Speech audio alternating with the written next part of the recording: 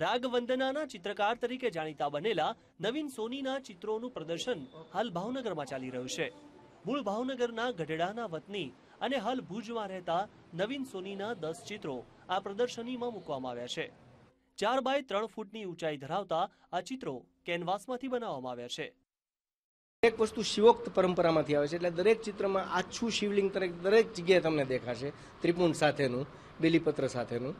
બીજું, કોઈ પણ વસ્તુને પ્રેઝન્ટ કરવા માટે એ રસની નિષ્પત્તિ થયાનો કોઈ પ્રસંગ ઉપાડવો પડે, એટલે અમુક મેં કુમાર સંભવમાંથી લીધું છે, અમુક મીથમાંથી લીધું છે।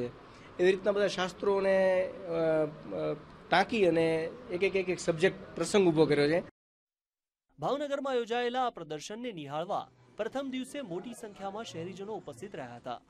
આ ચિત્ર પ્રદર્શનના ઉદ્ઘાટન સમયે કલાગુરુ બાબુભાઈ રાણપુરા, ધરમશીભાઈ શાહ, નિશિતભાઈ મહેતા ઉપસ્થિત રહ્યા હતા। જગતના ચોકમાં એમ સાબિત થશે, જગતના ચોકમાં એમ પ્રસ્થાપિત થશે, જગતના ચોકમાં રંગની દુનિયામાં, નાટકોની દુનિયામાં, નૃત્યની દુનિયામાં, સાહિત્યની દુનિયામાં અને કદાચ એમ કહું કે અલૌકિક વાતોની અંદર કદાચ નવીનભાઈ સોની એક નવો ઇતિહાસ સર્જશે, એમાં બેમત। આ પ્રદર્શનીને જોઈને લોકો દિગ્મૂઢ થઈ ગયા હતા અને સર્જકની સર્જકતાની પ્રશંસા કરી ये कौन चित्रकार है गीत गणगणवा लाग्या હતા। नितिन सोनी, भावनगर, वीटीवी।